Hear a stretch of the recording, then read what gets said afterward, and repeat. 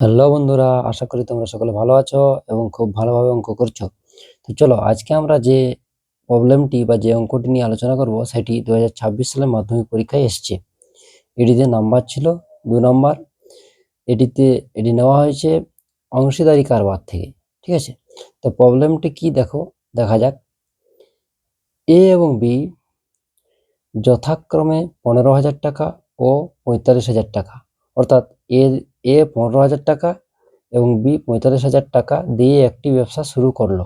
ঠিক আছে, 6 মাস পরে বি লভ্যাংশ হিসাবে 3,030 টাকা পেল। ঠিক আছে, 6 মাস পরে তাদের যে লাভ হয়েছে সেই লাভ থেকে বি 3,030 টাকা পেল। এ এর লভ্যাংশ কত, এটা আমাদের বার করতে হবে। তো প্রথমে আমাদের কি করতে হবে, এ ও বি এর মূলধন যেটা আছে সেই মূলধনগুলির অনুপাতটা বার করতে হবে। তো দেখো, আমরা এ ও বি এর মূলধন যেটা ছিল তাদের অনুপাতটা বার করলাম। এর মূলধন ছিল 15,000, বি এর মূলধন ছিল 45,000। দেখো শূন্যগুলো কেটে গেল, আমাদের এখানে 15 পড়ে থাকলো। 45 এটা কেটে গেলে 15কে 15, 3 15 45, মানে অনুপাতটা পাচ্ছি 1/3, 1/3। ঠিক আছে, তাহলে মোট অনুপাত কত হয়ে যাবে, 1 + 3 = 4।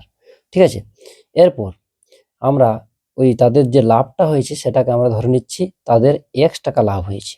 তাদের মোট লাভটা 6 মাসে যে লাভটা হয়েছে সেটা ধরে নিচ্ছি X টাকা।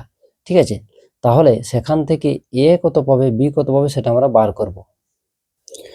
তাহলে এ ও বি এর মোট লাভটা ধরে নিচ্ছি X টাকা, তাহলে এ কত পাবে, এর অনুপাতিক ভাগাহার কত হবে, এর অনুপাত কত ছিল 1, মোট অনুপাত 4 গুণিত X, মানে X/4 টাকা।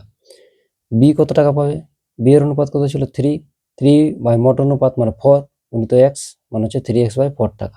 ঠিক আছে, এবার দেখো বি লভ্যাংশ হিসাবে 3,030 টাকা পেয়েছে। ঠিক আছে, এটা দেওয়া আছে, আর সেটা কার সাথে সমান হবে, 3x/4 টাকার সাথে সমান হবে। কারণ মোট টাকাটা যখন আমরা লাভটা x ধরেছিলাম তখন সে লভ্যাংশ কত পাচ্ছে, 3x/4 টাকা। তাহলে শর্তানুযায়ী আমাদের কি হবে, 3x/4 টাকা সমান হয়ে যাবে 3,030 টাকা।